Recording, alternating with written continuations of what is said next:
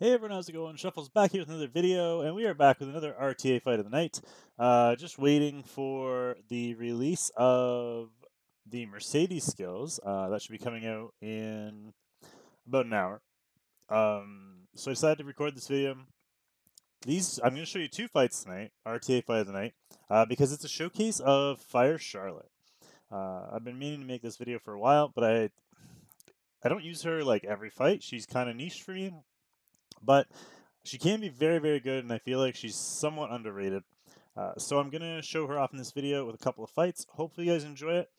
The stats are actually in this video, but it might take me a second to find them because I did show them after that fight. So I'm going to let it play through and let you guys see the fight. So it's in between the two fights somewhere.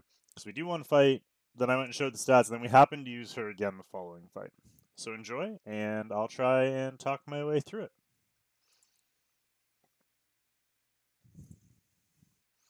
So you can see we are still climbing here. I didn't get a chance to catch where we were rank-wise. We weren't yet in Legend when these fights took place.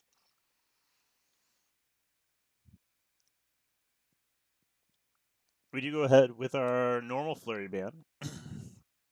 He pre-bans SSB, which obviously, if you are taking Fire Charlotte, SSB is probably her biggest threat, with ML Crow also being quite a threat into her. Because she only... So basically what Fire Charlotte does, for those of you who don't know, while we're going through the draft here, her S1 is an AoE if she's buffed. So you want her to always have a buff. That's why I'm running her on Justice for All.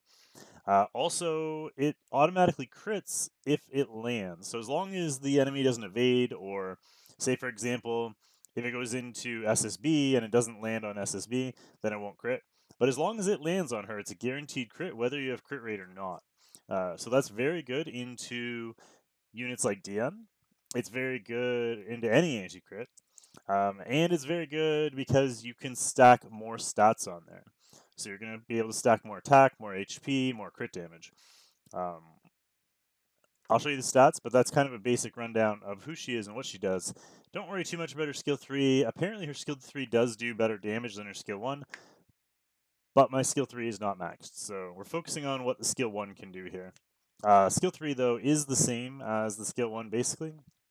It just does a little more damage, and instead of doing an attack break AoE, it does a heal block.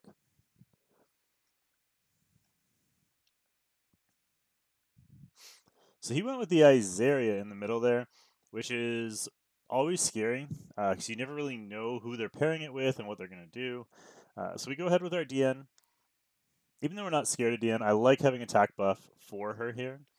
I decided to go with LQC because LQC is going to be amazing into that FCC.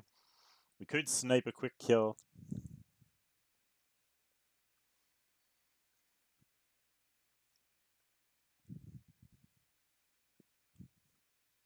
And I believe, if I remember correctly, he was Spectre with this. I'm pretty sure.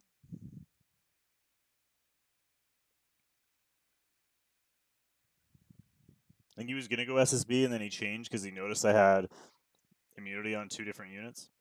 And I was only single target, so pretty sure he switches here.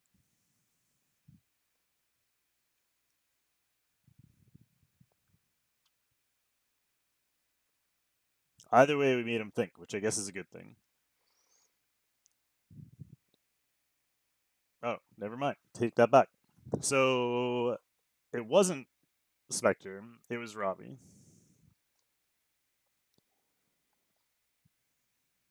The main reason I built Charlotte was actually for the Spectre teams. That's kind of why I thought it was Spectre. I've been almost exclusively bringing her into Spectre.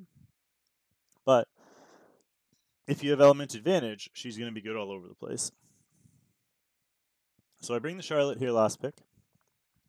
I pretty much only bring her like at the end of the draft. I never lead with her. Because like I said, if there's like an SSB or something, you're kind of in trouble. So we go ahead and ban the strip and the defense break. It's going to make it much harder for him to kill anybody. And of course, we don't want him stripping any of our buffs or resetting somebody like Ruel. He goes ahead and bans our DN, which means no anti-crit and no attack buff for us. So she has to be self-sufficient here.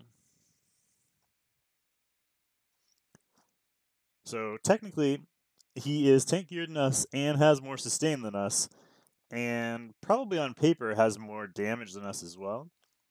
But our team synergizes really well here. So with our Alencia being really fast, we lead out with the strip. Unfortunately, we missed the Ravi, but we do get the Kayron. And then we can jump right into our AoE provoke from the Fire Cecilia. This is what makes her so, so, so good.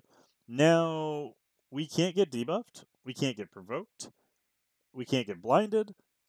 And we can't get stunned from Ravi. Plus, they miss both of their turns, so we don't have to worry about skill prevent from FCC.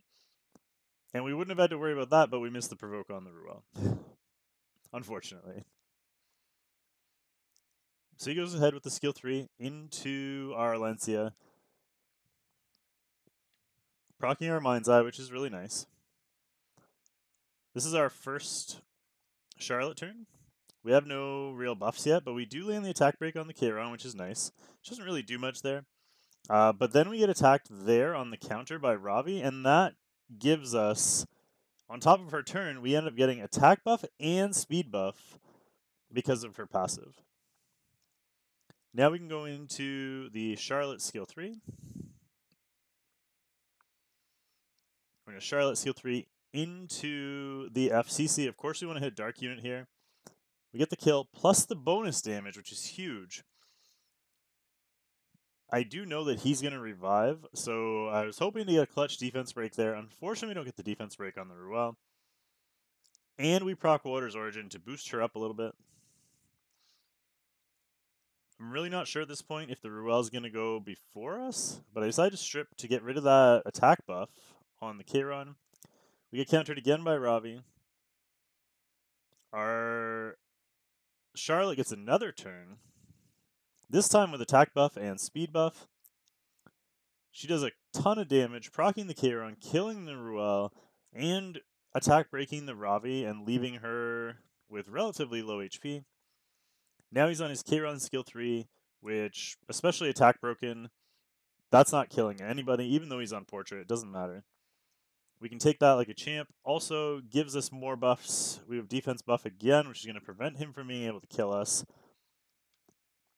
He goes into her again. He does land the clutch stun there, which definitely hurts.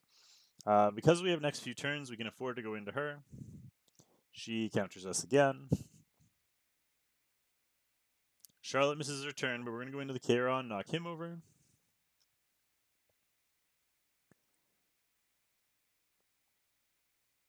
We land the defense break on her. We get countered again. And then Charlotte into the defense break. Sadly, no attack buff here, so we can't really show off the damage, but we still get 11k damage into that defense break. And we wipe the table there pretty clean. Nice clean victory there. We get 8 points for the win, leaving us 18 points shy of Legend. We are now in Legend, but this fight was a couple of days ago. Let me see. Here, let's speed this up until we get to the stats, and then I'll slow it down again.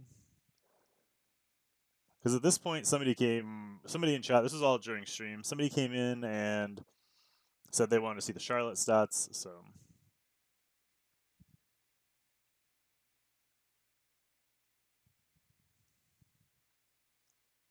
we will show her really quick.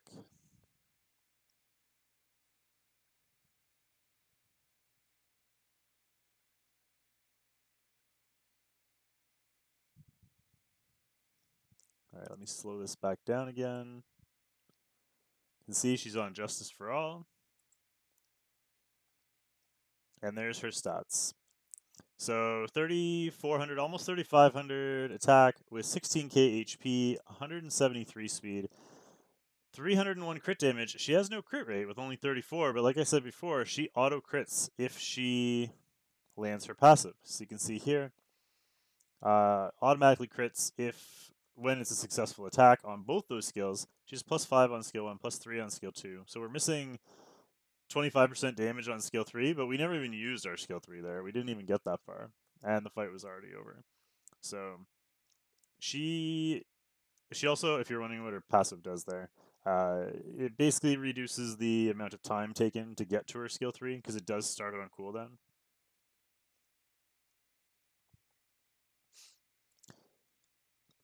The way I have her geared up, she is HP, attack, crit damage on the right hand side.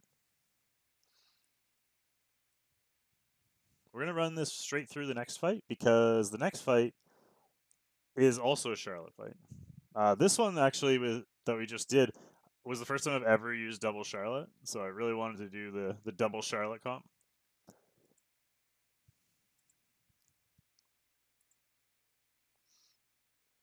But this one here isn't double Charlotte, I don't think. So it's the nice thing about it though, if you're running attack HP crit damage, is like I said, you don't need the crit rate. So you can really focus on finding all your pieces that don't have crit rate, but they have like that weird mix of like crit damage, attack, HP. You can put them all on your Charlotte. So you might have to kind of hold them, put them aside if you're going to build her, because you might not have even saved many of them, because they do look kind of awkward in terms of pure damage dealer pieces, but it works out quite well. So here I do my standard lead with the Alensi Cecilia. I wasn't sure if he was going to cleave, so I go with Litica to kind of counter the cleave just in case he does. Turns out he doesn't. He takes my Dian and Landy here. So because he's going nature heavy and he has the Spectre, that's what kind of triggers me here where I want to, and the Dian, because she ignores anti-crit. She's great into Spectre because she AoEs every turn, and she has element advantage on the Landy. So this is like the most ideal spot for her is into this team. He then goes with SSB. The SSB is very, very bad for us. But that being said, the slow is not much better from the Cerise. So we have to make a decision whether we want to ban Cerise or we want to ban SSB. Keeping in mind, we don't know what he's banning. I really don't like SSB into our Ravi and Charlotte there. But I have to make a decision as to who he's going to ban. I'm really gambling on him banning our Litica here. Thankfully, he does. So he doesn't. He does have the attack buff, but he has no damage reduction, and he doesn't have first turn. I'm pretty confident that I'm faster than him coming into this fight because my Lencia is 230 speed. So we are going to get defense buff up and strip, and then hopefully provoke before he even moves. I mean, he gets this off, but that's actually better for us that she goes first because we can strip the DN. So he puts up attack buff.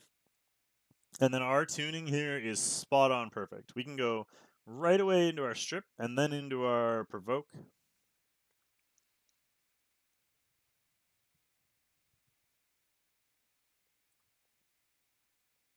So we only crit twice. But that's not really what matters here because it is anti-crit. We just need the strip.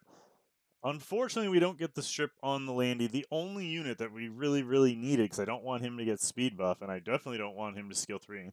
We do have 3 fire units, so I'm not overly worried about the damage, but I just didn't want the rest of his team to get speed buff.